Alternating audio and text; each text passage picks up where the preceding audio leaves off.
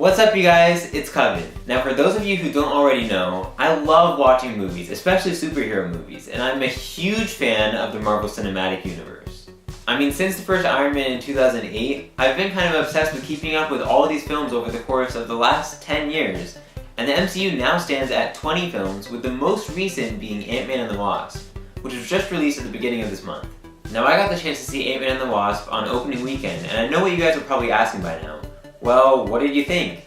I would have to say that Ant-Man and the Wasp is probably one of Marvel's funniest films to date. In fact, the way I see it, the film was structured less as a typical superhero movie and more as a comedy, which I really enjoyed. I was interested to see how Marvel would follow the huge scale of Avengers Infinity War with this film, and I think that Marvel really took the best approach and the most fitting approach by really just scaling everything down. I mean, the stakes are much smaller than stopping a giant purple mad titan from destroying half the universe, but I think that the filmmakers realize this and really use it to their full advantage. Without getting into any spoilers just yet, I would probably give the film an 8.5 out of 10. It's super entertaining, super funny, it had me laughing almost the entire time, so if you haven't seen it yet, I definitely recommend that you go see it, regardless of whether you're a superhero fan or not. Unlike with the bigger Avengers films, if you haven't been keeping up with the MCU, you can enjoy this film just as much as anyone else. In fact, I'd say the only movies that you have to see going into Ant-Man and the Wasp are the first Ant-Man film, probably the airport battle sequence of Captain America Civil War, and the ending of Avengers Infinity War for the end credit scenes. Now then, let's talk spoilers. If you haven't seen the film yet and you don't want it spoiled, definitely pause this video, go see the movie, and then come back here after. Spoiler, warning. Spoiler, warning. This is your final warning. Now, we can't talk spoilers without talking about that mid-credit scene, so let's start there. We all knew something was coming, but still, I was not ready for that mid-credit scene. I mean, I was expecting just Hank or maybe just Hope to die in the snap, but instead we got Hank, Hope, and Janet all gone because of the snap. And that's not even to mention the fact that Scott is now stuck in the quantum realm. Just like the ending of Infinity War, that scene left me with so many questions and left me super excited for Avengers 4 next year. I mean, how is Scott ever going to get out of the quantum realm? Maybe Luis will show up, assuming he's still alive, that is.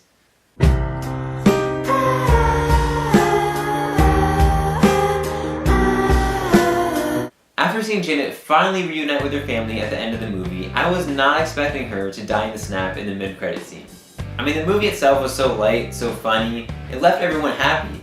And then here comes along this mid-credit scene that just leaves everyone in shock and complete silence. I mean, it was insane. Who knows, maybe even Ghost or Bill Foster will come looking for Scott, considering that he went into the quantum realm to get healing particles for Ghost.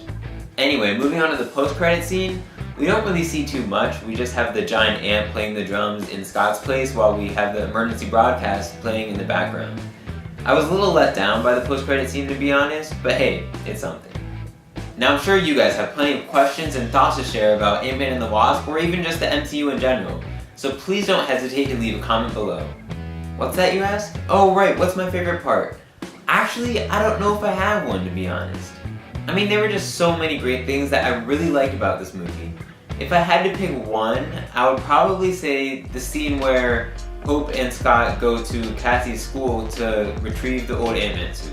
In that scene, Scott gets stuck being about 2 or 3 feet tall and has to put on a hoodie that he found from the Lost and Found just in order to steal the suit and get out of there. While it might not sound like much, my sister and I both could not stop laughing during that scene, and I think that it's one of the funniest scenes ever in a superhero movie. Speaking of funny, Michael Peña's character Luis was one of my favorite parts of the first Ant-Man movie, and I was so glad to see his expanded role in this film.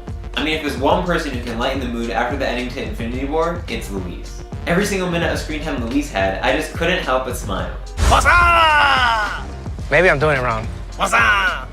What's up? Scott and Luis's friend Kurt was also a lot funnier in this film than in the first one, and I couldn't help but crack up at his fear of Baba Yaga. One thing that I think added a lot of heart both to this film and the first one was Scott's interactions with his daughter Cassie. I feel like through Cassie, they showed that even though Scott can shrink down to the size of an ant or grow to 65 feet, at the end of the day, he's just a normal guy trying to be a good father, or in this case, the world's best grandma.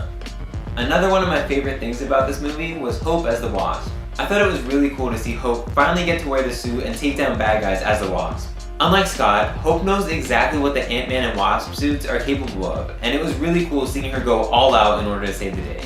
Another character I should mention is Jimmy Woo, the FBI agent who's in charge of Scott while he's under house arrest. Now at first I wasn't really sure how to feel about Jimmy, but in the end I also found him pretty funny in his own awkward way. I don't really have too much to complain about with this film. It is worth knowing that there isn't really a true villain, but I actually found that made the movie very interesting and fresh. One thing that I might have liked to see a little bit more of was Ant-Man and the Wasp teaming up and fighting bad guys together, but I'm sure that there's plenty of opportunities further down the road for that to happen. Compared to the first Ant-Man movie, I would say that Ant-Man and the Wasp is a solid improvement. It's funnier, more enjoyable. I actually really enjoyed the first Ant-Man movie, but regardless of whether or not you did, Ant-Man and the Wasp is definitely worth seeing. Ant-Man and the Wasp is the 20th film in the MCU so far, and is the third to come out this year, following Black Panther and Avengers Infinity War. Honestly, I think I enjoyed Ant-Man and the Wasp more than I enjoyed Black Panther. Don't get me wrong, Black Panther was a very well made film, and is one of the most impactful superhero movies ever. But Ant-Man and the Wasp was just funny and entertaining in ways that Black Panther can't match. Compared to Avengers Infinity War, well, Ant-Man and the Wasp is nowhere near as epic, obviously, but it is fun, and it's definitely nowhere near as traumatic, at least until the mid-credit scene, I guess. Overall, Ant-Man and the Wasp is a very fun, funny, entertaining summer film.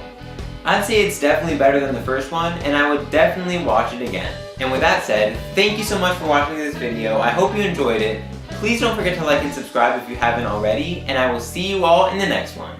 Alright, let's see how this thing works.